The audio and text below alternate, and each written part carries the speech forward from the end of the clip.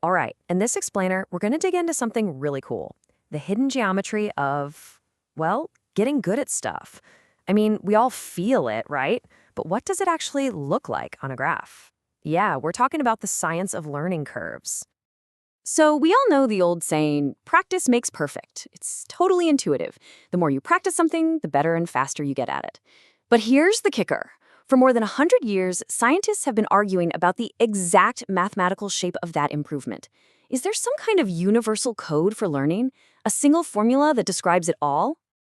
Okay, so if we're going to map out this whole journey of improvement, we first got to get a handle on the main tools scientists use to do it. At its heart, a learning curve is, well, it's pretty simple.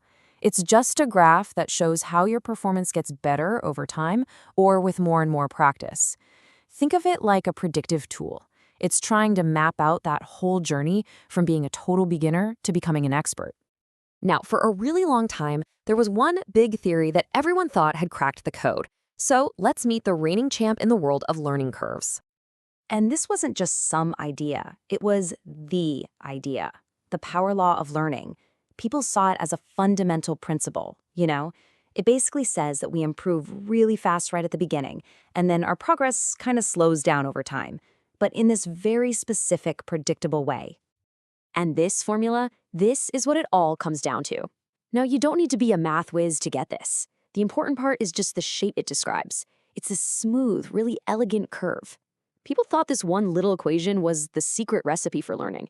Pretty much anything, whether you're putting together a product on an assembly line or trying to master a new video game. And because it seems so consistent, so reliable, the power law became the gold standard. Seriously, scientists used it as a benchmark for everything. So if you came up with a new model for how the mind works, the first thing you had to do was check, does it produce a power law learning curve? If it didn't, well, you might just be on the wrong track.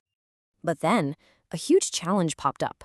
What if this beautiful, perfect, reliable curve wasn't actually real? What if it was just a ghost in the data? I mean, this question really shook the foundations of learning science. The idea that the most famous law of learning could actually be a statistical illusion, a mirage created just by how we're looking at the numbers? Okay, so this is the heart of the whole debate. When you look at just one person's progress, their learning journey often looks pretty simple, pretty direct. It's what's called an exponential curve, where their improvement is, well, more consistent.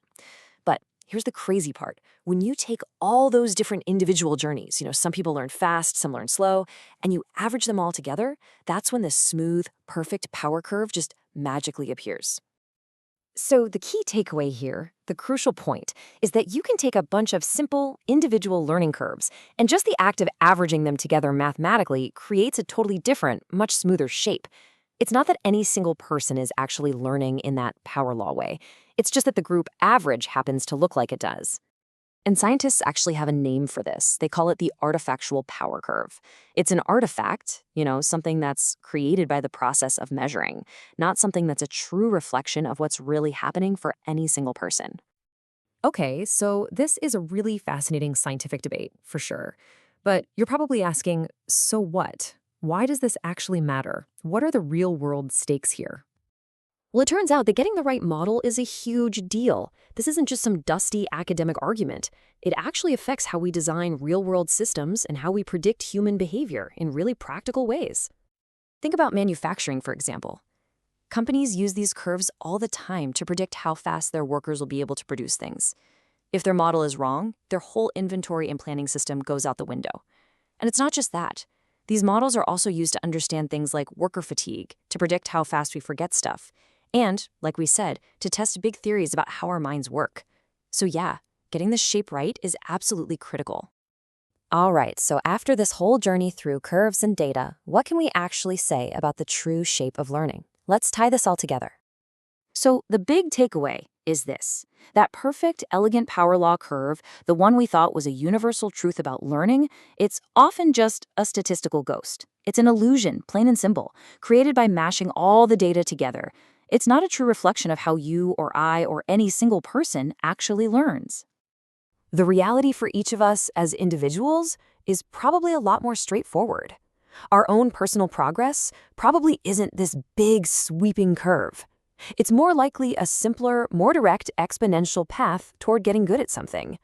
All that complexity only shows up when we start looking at the crowd.